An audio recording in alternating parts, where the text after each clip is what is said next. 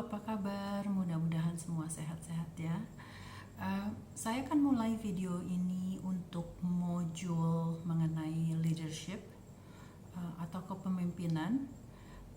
Saya ingin berbagi mengenai elemen ini karena selain saya juga memberi regularly ya, saya memberi training untuk yayasan nirlaba saya, Best Buddies Indonesia. Jadi saya training anak-anak mengenai leadership, dan kali ini saya ingin berbagi dengan semua, bukan hanya dengan anggota dari Best Buddies, tapi dari semua aja saya ingin berbagi.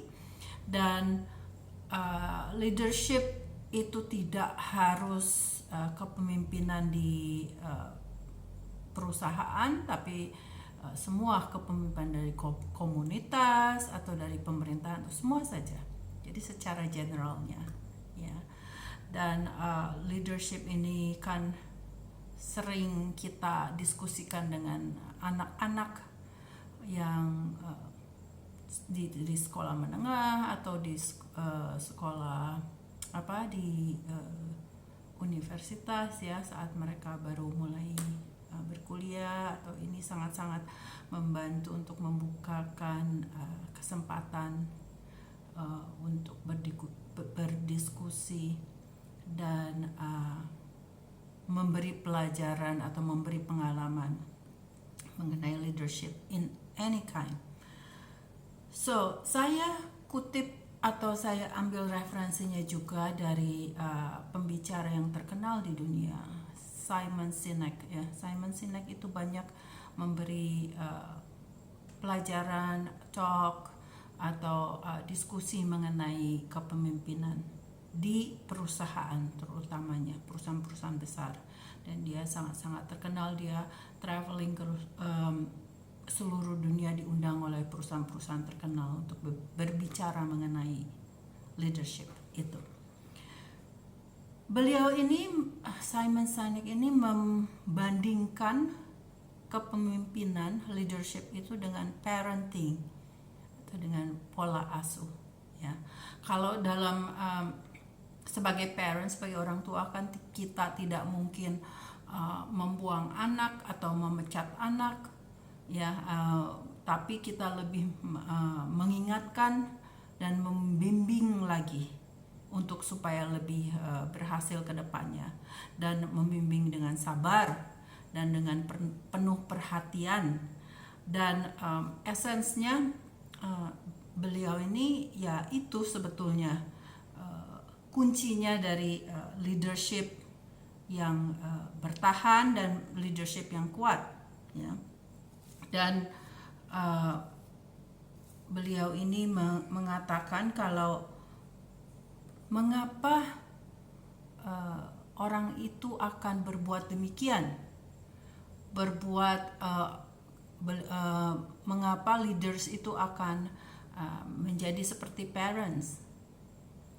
Itu karena beliau itu mencontohkan bagaimana di kehidupan atau pembelajaran di army atau di sini TNI, ketentaraan ya. Kalau di ketentaraan itu kan yang tujuannya untuk service ya, human services, itu kan biasanya orang yang mempunyai personality yang tertentu ya, karena itu orang-orang yang tidak mempunyai kepentingan yang tersendiri, atau karena mungkin bertujuan untuk power ya, untuk power atau entahlah materi, atau tapi ini saya membicarakan seseorang yang betul-betul ingin menjadi bagian dari army atau tentara yang bertujuan untuk kemanusiaan ya, untuk service, untuk kemanusiaan. Dalam ketentaraan, saya rasa di Indonesia juga sama ya, seperti di Amerika, karena ada istilahnya, mereka tuh ada brotherhood atau sisterhood ya. Dan kalau dalam suasana perang atau no brother or sister left behind. Jadi apapun kita sering melihat scene atau misalnya dari suatu movie ya, yang bagaimana itu di suasana perang dan melihat bagaimana tentara itu berperang dan melihat rekannya terluka, itu mereka tidak akan meninggalkan mereka. Apapun yang mereka keadaan, mereka akan berusaha membawa rekannya yang terluka itu ke arah yang ke tempat yang lebih aman. Jadi itu suatu kepercayaan yang sangat-sangat dalam. Saya rasa semua pelatihan-pelatihan, saya belum pernah ikut melihat pelatihan-pelatihan tentara di sini ya, tapi mungkin juga sama dengan di luar itu ada team building, itu sangat-sangat ya, dan teamwork. Mereka harus melalui tantangan fisik yang sangat berat dan mereka harus menyelesaikan itu sampai akhir bersama-sama dengan timnya mereka. Jadi mereka tidak peduli ada tim yang betul-betul misalnya ada anggota yang lemah, tidak, itu bukannya menang atau tidak, tapi tujuannya itu tim yang dapat sampai ke garis finish yang terakhir dengan semua timnya yang dapat melakukan itu secara gotong royong, dan itu tujuan goal akhirnya. Dan karena di dunia nyata, di dunia misalnya perang itu kan semua harus begitu solid ya, persaudaraan itu sesolid itu diperlukan. Nah, kalau kita terjemahkan ke dalam perusahaan misalnya atau ke pemerintahan atau sesuatu organisasi ya, berarti mengapa seseorang itu berkorban atau melakukan yang berlebih, melakukan sesuatu yang dengan intensi yang begitu amat sangat, karena mereka tahu kalau nanti mereka membutuhkan support, membutuhkan pertolongan dari rekan atau dari atasannya, mereka akan mendapatkan itu. Jadi bondingnya sedalam itu ya. Dan ini dibuktikan biasanya di perusahaan-perusahaan yang mempunyai leaders yang seperti ini atau yang dapat membangun kepemimpinan seperti ini, perusahaan biasanya langgeng ya. Itu perusahaan besar ataupun kecil ya. Nah, asalnya itu dari mana gitu loh, ini kegotong royongan ini dari, kalau kita lihat sejarahnya manusia dari zaman dulu itu, waktu zaman purba itu kan mereka bergotong royong untuk mendapatkan nafkah dengan mendapatkan makanan dari berburu atau berladang, dan mereka itu hidup satu desa atau satu lingkungan dan mereka saling menjaga. Jadi kadang-kadang kan karena itu zaman dulu kan, zaman purba itu banyak binatang-binatang yang liar ya. Jadi mereka takut diserang. Jadi bagaimana caranya ya? Mereka tidurnya bergantian misalnya. Jadi saling menjaga. Jadi kita menjaga orang-orang di komunitas kita yang dan kita percaya mereka juga akan menjaga kita. Ya. Poin yang selanjutnya untuk menjadi pemimpin yang tangguh dan juga bertoleransi dan juga dapat membangun atau mensupport baik itu bawahannya, stafnya atau orang-orang sekelilingnya untuk terus belajar dan disupport dan diangkat sama-sama. Jadi mereka juga percaya kalau atasannya ini bukan hanya melindungi kalau mereka jatuh tuh belakangnya ditahan, tapi juga membantu mengangkat mereka ke mempromosikan mereka sendiri, staff-staffnya itu, ya. Dan leaders yang biasanya yang tangguh itu leaders yang bisa mendengarkan, ya. Jadi mendengarkan dari orang-orang sekelilingnya, mendengarkan entah itu masukan, pendapat, atau kritik yang membangun, ya. Dan biasanya leaders yang tangguh itu speak last, jadi yang berkata atau memberikan pidatonya yang terakhir, sepertinya begitu. Ini diambil dari saya membaca buku mengenai Nelson Mandela, ya. Nelson Mandela itu kan pemimpin yang sangat dikagumi, ya, dan beliau ini belajar dari ayahnya.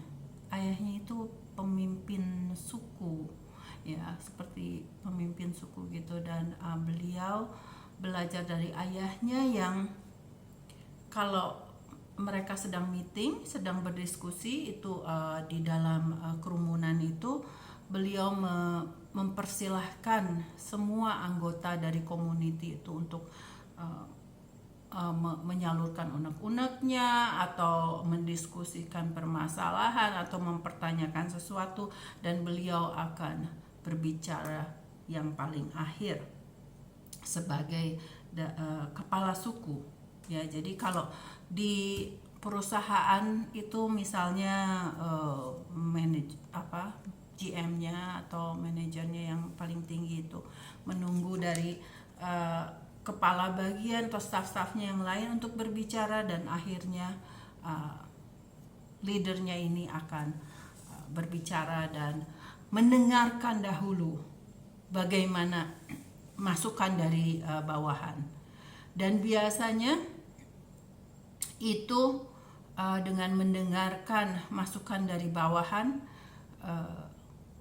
apa yang ekspektasinya dari leaders itu akan shifting, akan sedikit lebih realistik kalau kita memasukkan masukan atau input atau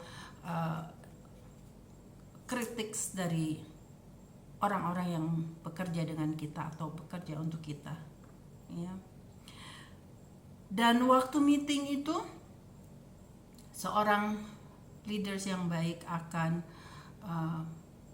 mempertimbangkan feelings, ya, perasaan dari semua yang hadir di situ, dan bukan hanya mengenai pekerjaan, apakah goalnya sudah tercapai, berapa sales yang sudah terkumpul, dan bagaimana customer ini, bagaimana customer itu, tapi betul-betul kita masuk ke personal level.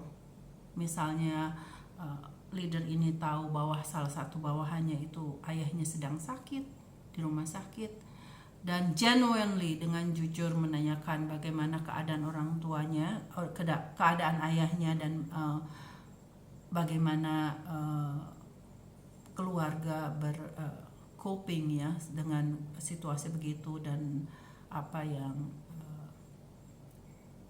perusahaan dapat bantu dalam hal membantu kesusahan staffnya itu, ya. Jadi betul-betul ada hubungan dalam personal level, dan bukan cuman mengenai profit, revenue, dan keuntungan, ya. Dan juga dengan melakukan ini berarti kita membangun kepercayaan tadi yang seperti saya bilang mengenai ke army, ya, ke tentara gitu. Jadi trust, kepercayaannya itu begitu mendalam, dan staff staff atau bawahan ini tidak merasa takut atau risih.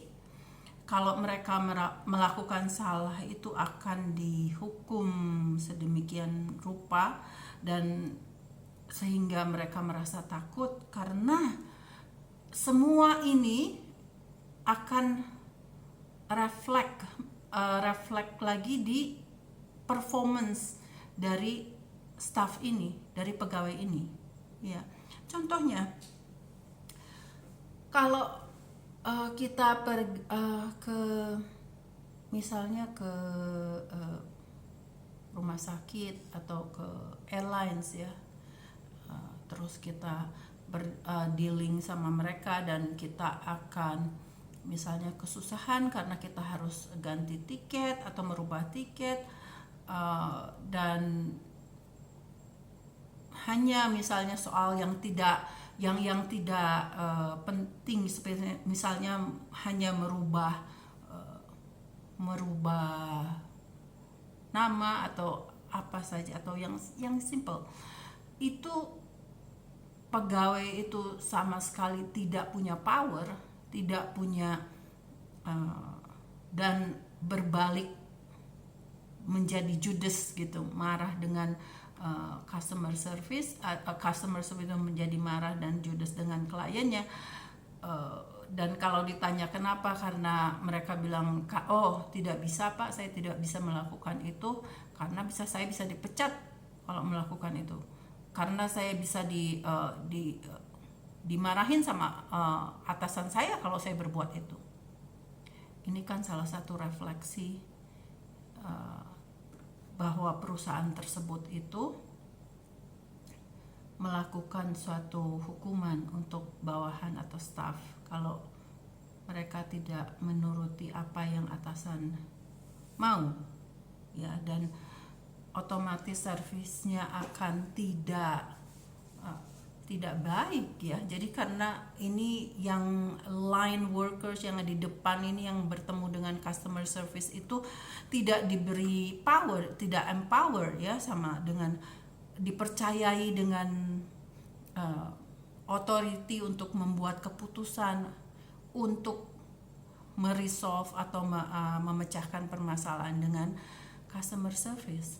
Karena kalau persoalan customer service itu harus diselesaikan secepat mungkin dan jangan berlarut-larut, karena kalau sudah lama, sudah berlarut-larut, akhirnya jadi memuncak, dan customer tersebut menjadi outrage, ya, sudah marah, sudah tidak, jadi susah terkendali. Akhirnya siapa yang akan turun? Harus manajernya juga kalau sudah begitu. Jadi manfaatnya kalau kita empower pegawai yang line workers yang ketemu customer, itu akan lebih memudahkan operasional, dan tentunya akan memberi refleksi kalau perusahaan tersebut adalah perusahaan yang penuh caring, ya, penuh perhatian terhadap customernya dan terhadap pegawainya, dan tentunya customer akan kembali lagi memakai servisnya perusahaan tersebut karena melihat mereka memperhatikan soal itu, ya. Dan juga perusahaan sering melakukan CSR atau community services atau apa, CSR, ya, yang di sini biasanya disebut.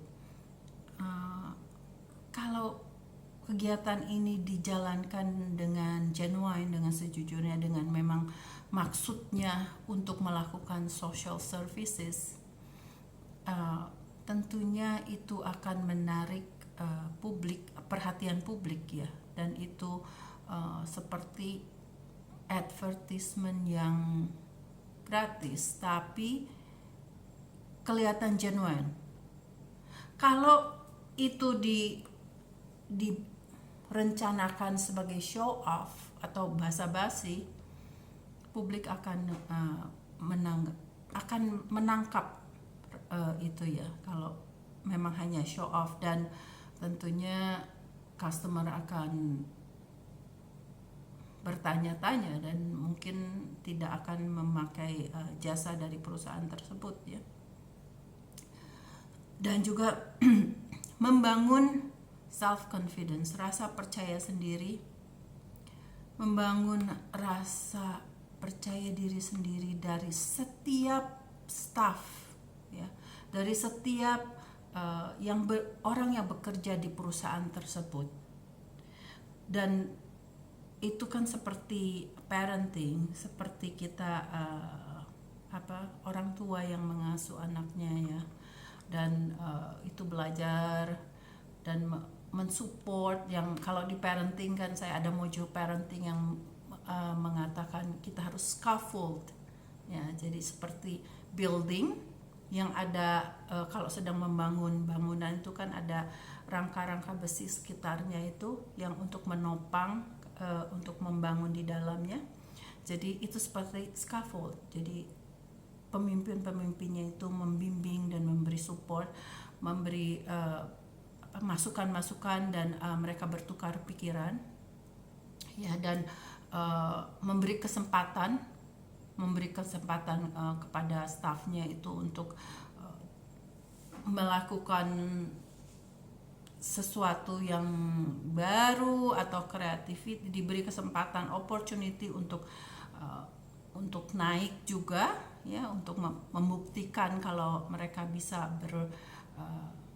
diberi tanggung jawab yang lebih ya. Karena staff ini kan memang biasanya dimulai dengan yang tahap pertama yang misalnya orang-orang yang berhubungan langsung dengan customer ya, dengan pembeli atau customernya, dan sudah ahlinya orang ini diangkat, dan berarti dia membawahi orang-orang yang berhubungan dengan customer langsung. Tapi beliau yang sudah menjadi manajer ini kan sudah mengerti bagaimana trik-triknya, bagaimana cara-caranya, jadi sudah ahli dan dapat membimbing bawah-bawahannya untuk dealing dengan customernya. Dan manajernya ini nanti mungkin ada manajer yang lebih tinggi lagi yang membawahi dengan berdasarkan lokasi, misalnya lokal, regional, itu kan terus sampai seperti piramid ya. Jadi istilahnya kita melatih staf kita untuk dapat mengerjakan apa yang kita kerjakan dulu ya sebagai manajer kan itu. Jadi dan nanti juga kita akan naik karena kita dapat bimbingan dari misalnya yang lebih atasan, yang lebih tinggi, untuk membimbing orang-orang yang ada di bawah ini yang berhadapan langsung dengan customer.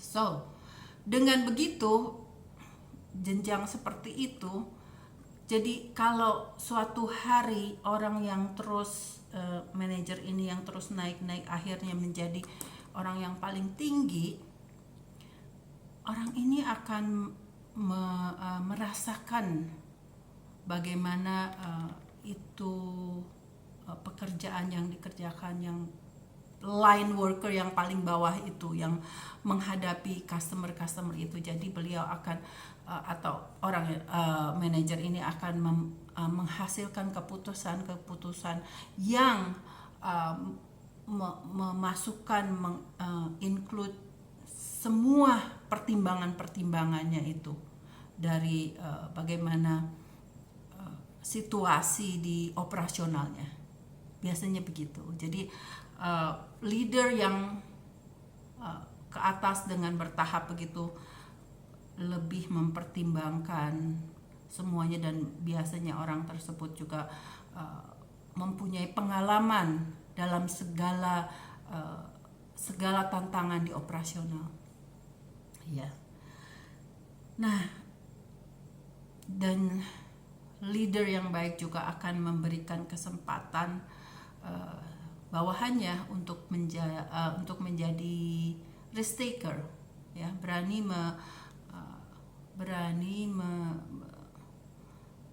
mengambil resiko ya.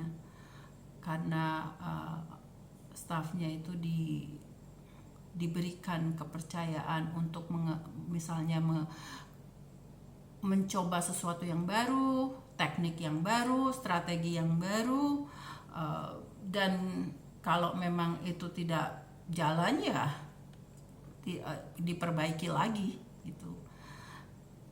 Dan keraguan-raguan itu selalu ada, tapi kalau leaders yang tangguh dan pengertian dan juga selalu mendengarkan masukan dari bawahan-bawahannya,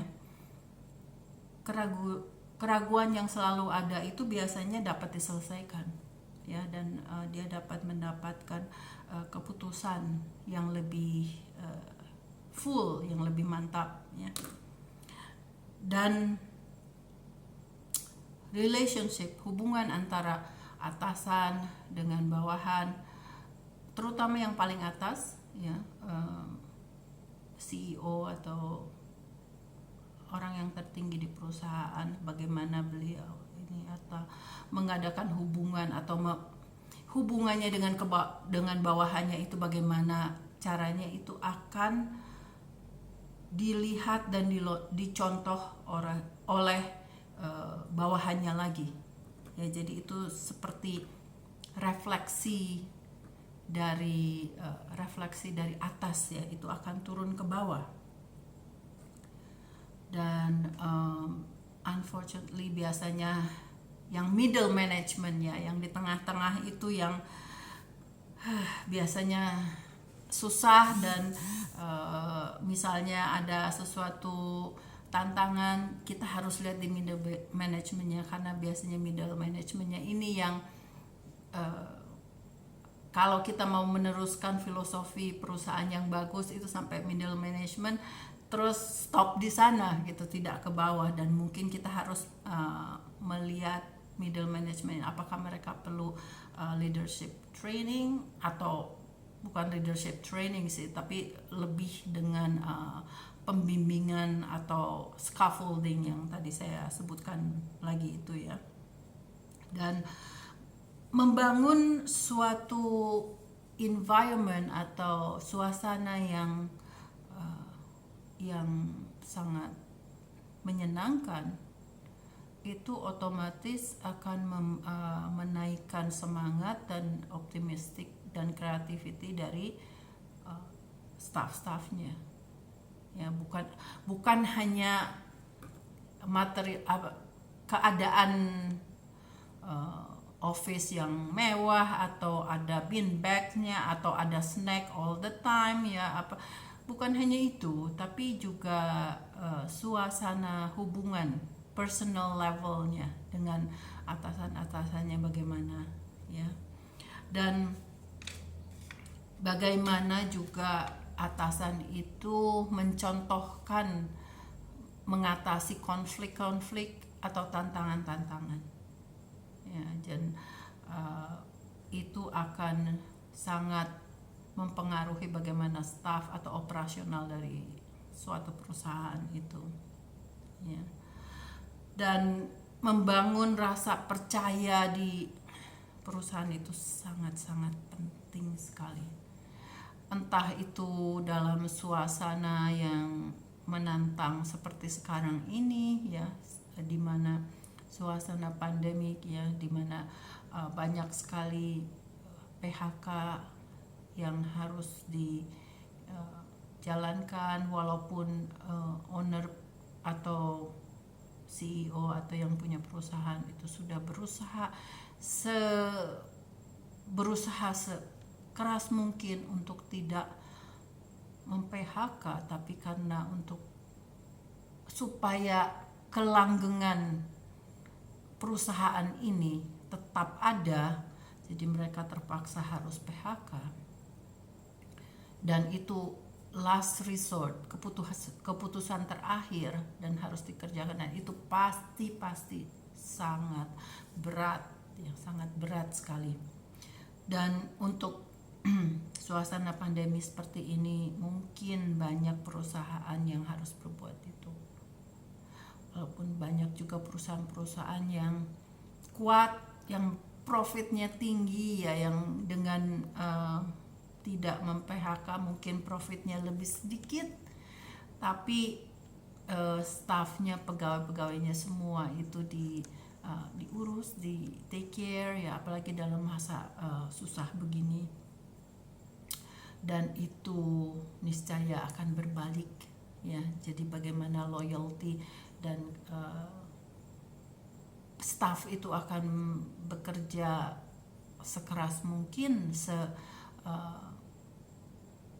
tidak akan hitungan istilahnya ya, kalau perusahaan menunjukkan personal level of caring seperti itu ya.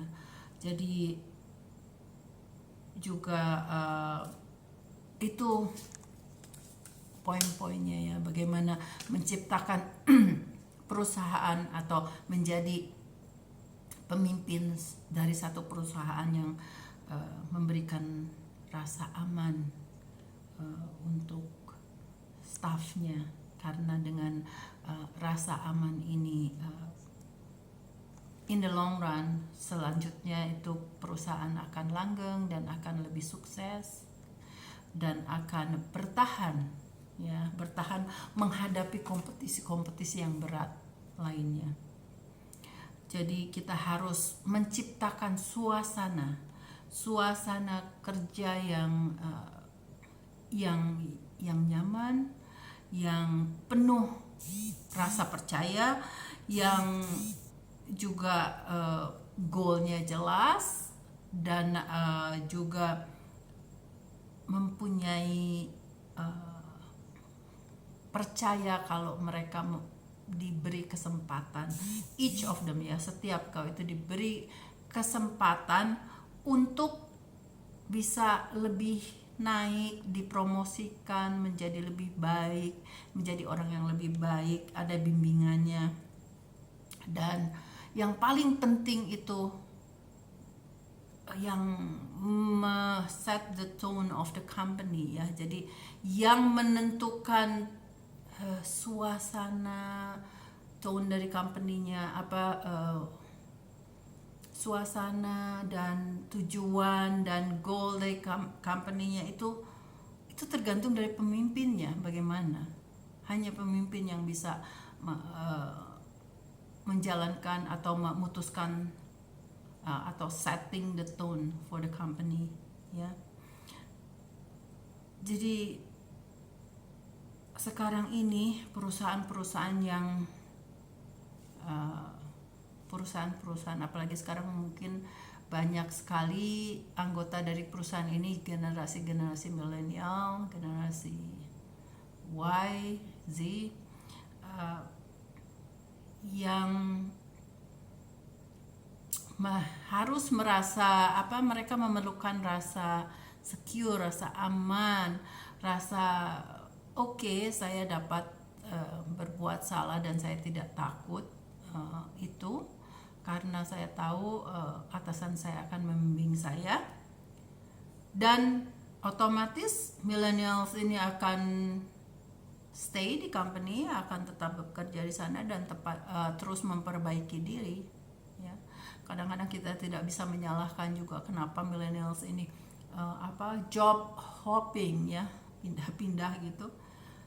Mungkin ada rasa itu ya, atau mungkin ada motivasi lain, materialistik, misalnya dengan gaji ya, soal gaji juga ya. Jadi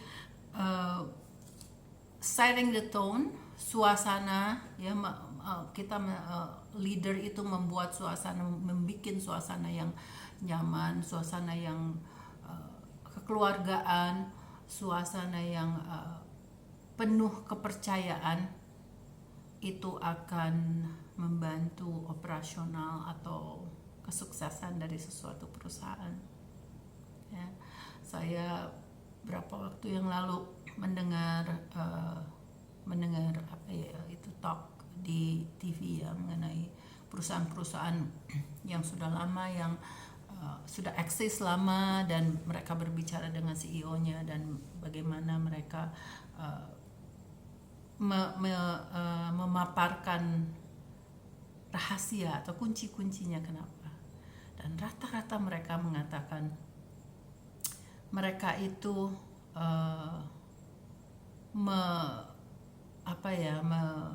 mempunyai hubungan yang kekeluargaan. Jadi menciptakan rasa kekeluargaan di perusahaan itu. Dan saya sangat-sangat setuju dengan itu. Ya.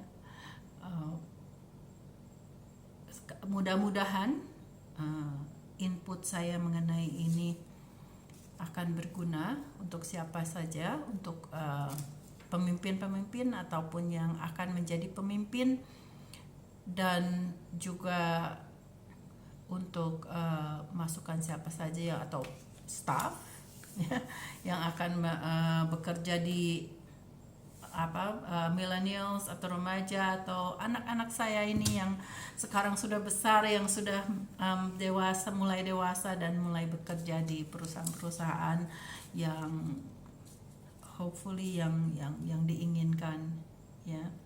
Jadi gain kepercayaan, mendapat kepercayaan, saling percaya antara kepemimpinan dan staff, dan juga leaders yang selalu mendengarkan, itu sangat penting.